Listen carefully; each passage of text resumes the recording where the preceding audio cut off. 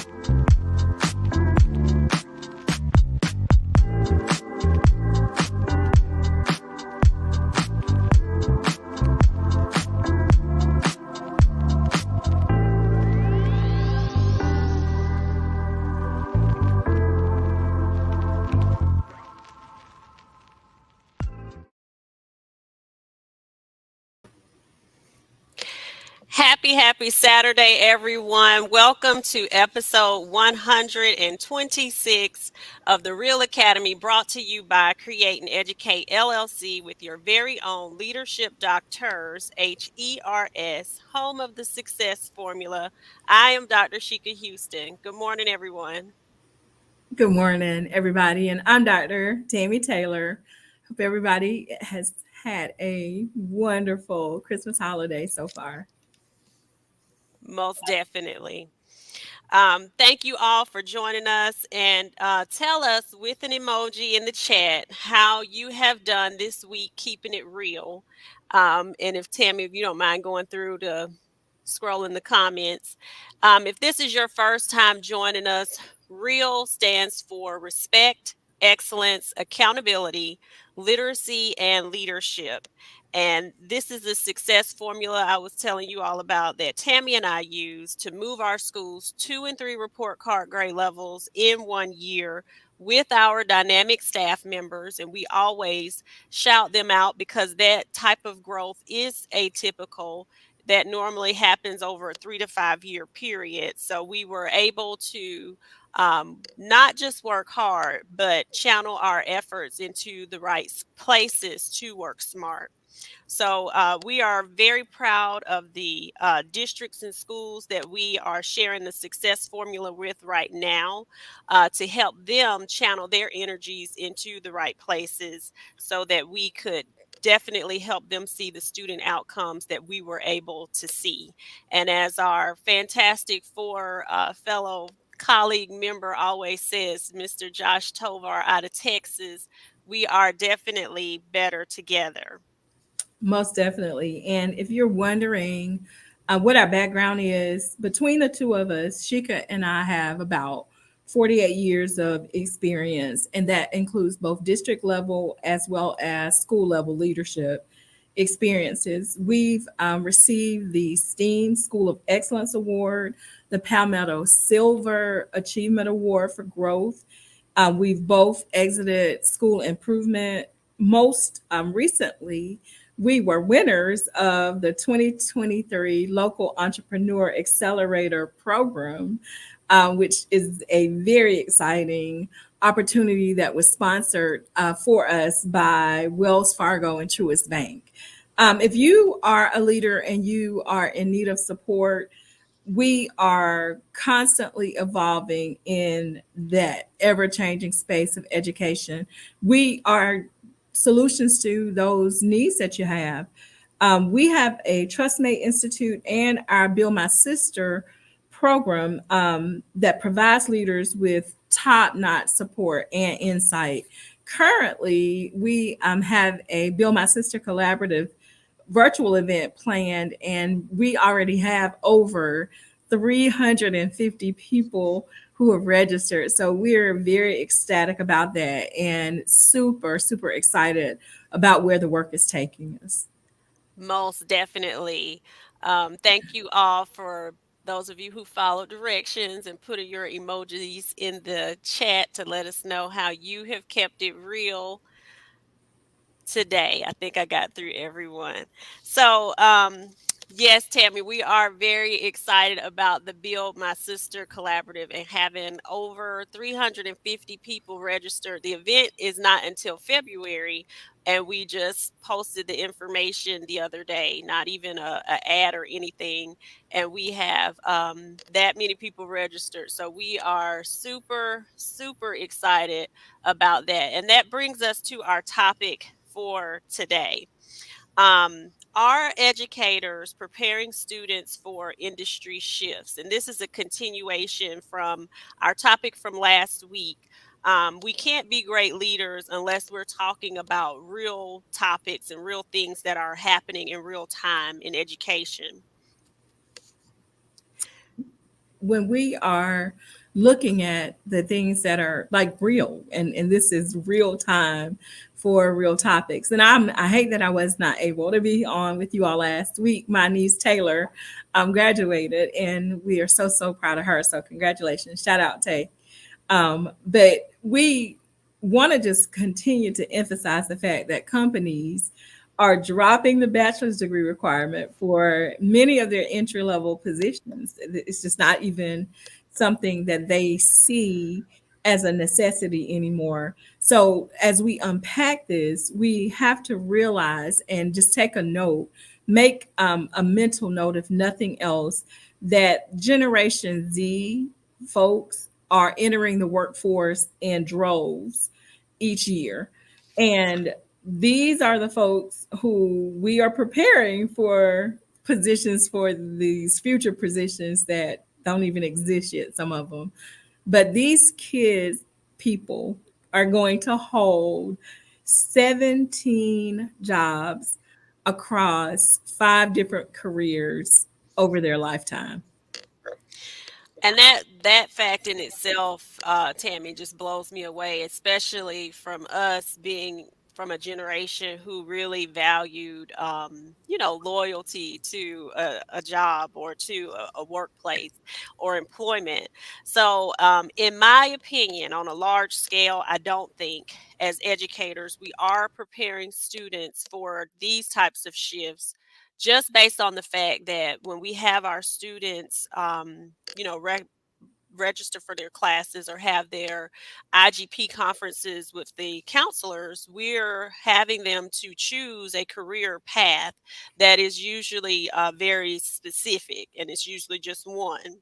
So before we give you any type of our real prescription for this, I did want to highlight some of the very great points that you all made last week in the comments. Last week, Principal Sean Hurt from Detroit, Michigan said, "What is really the purpose of college? Is it to obtain a job?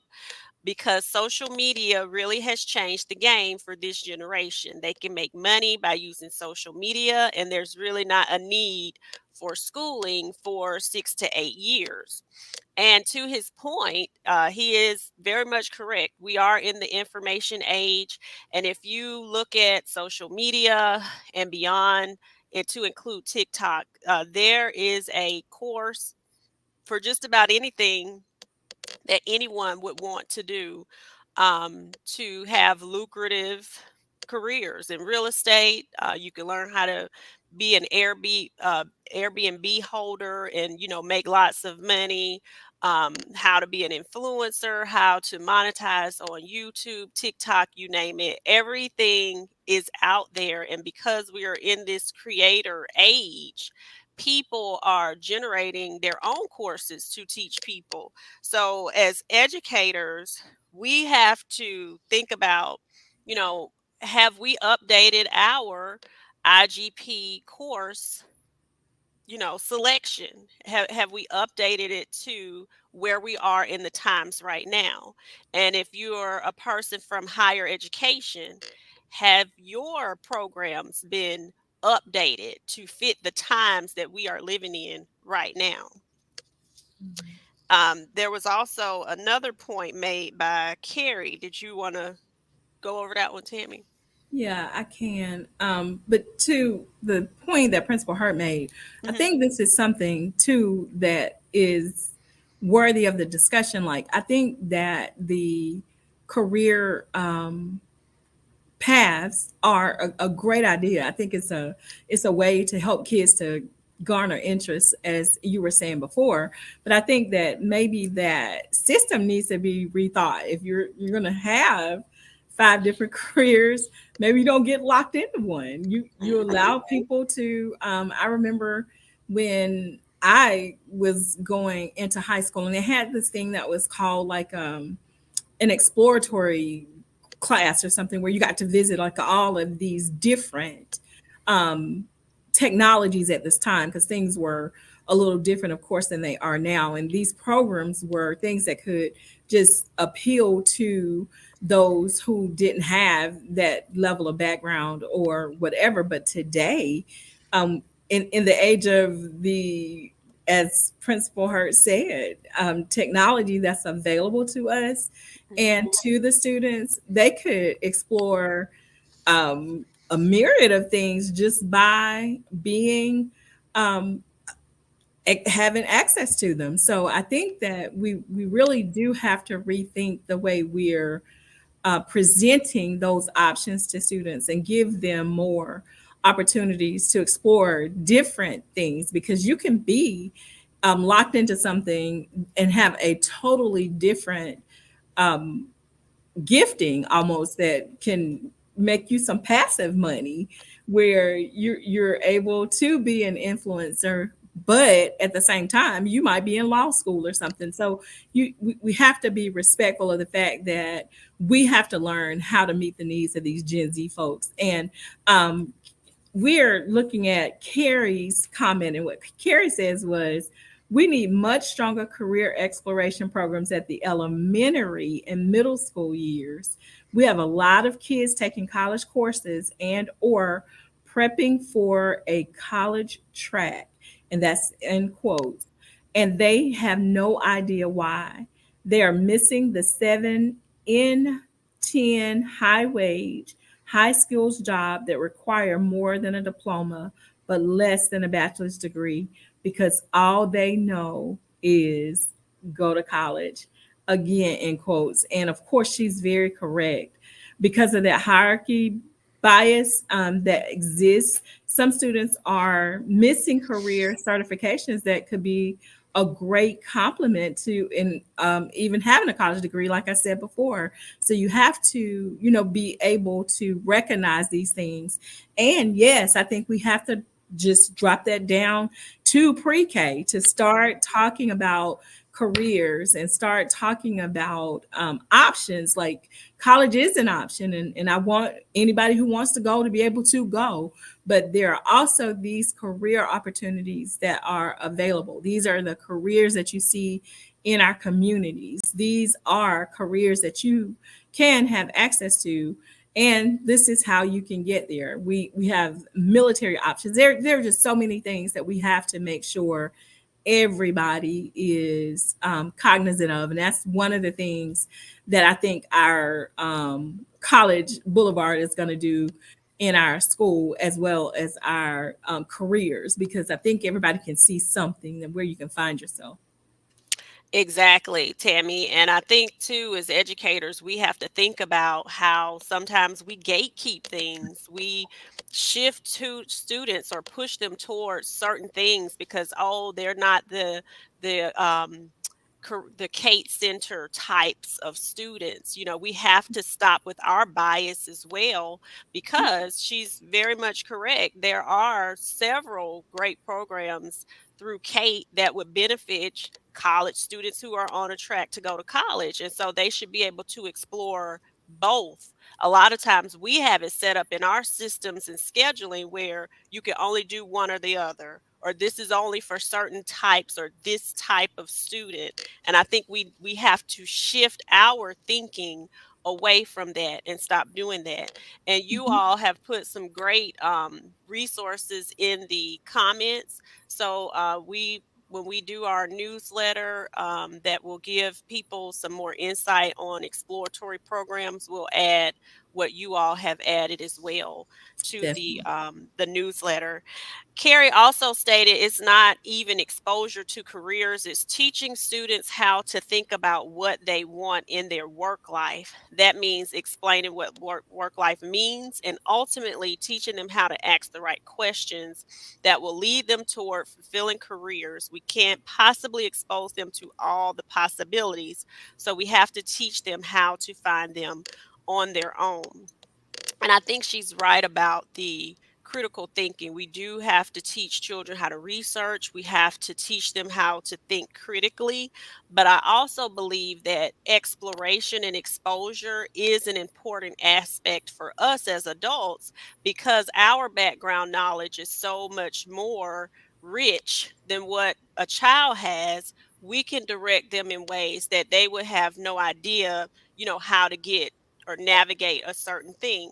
So I think that, we have to pay attention to both. And I remember attending an arts conference once and hearing about Foley artists. And that was my first time hearing about Foley artists. And these are the people who, make the sounds for movies and, different tracks. If a horse is galloping in a movie, in my mind, before I knew about Foley artists, somebody had hooked a microphone to the horse's feet to hear that sound. But there's actual people that generates every sound for a movie. So there's an actual job for Foley artists. And the first thing that it made me think of was my boys or some of my students who like to make beats and who, beat on tables. So with our background knowledge of different careers such as that a child probably has never heard of, you introduce them and expose them to things like that match their interest, that will guide them in a direction for them to be able to be successful. Hey, honey, come on. Let me help you put this beating to some funds to your life because this is about to drive me insane. Exactly.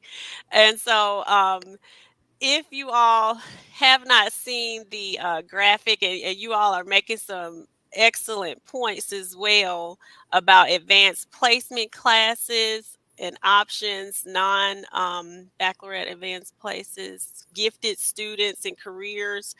Um, and Edwin even mentioned special education students and where they fit in. And there's We just have to be so. real about that too. I love that you said that, Stacey, because I've never had a cake class. It just Mm, was the way that scheduling at that time looked. Now I do know, and I'm very shout out to our career center director because Javonda does an excellent job of trying to make sure that schedules today match so that anybody who wants the opportunity to come to the career center can benefit from that opportunity. But before, when you were locked into a track, and that's kind of what Carrie was mentioning before, there might be no place for you in something that was an interest to you.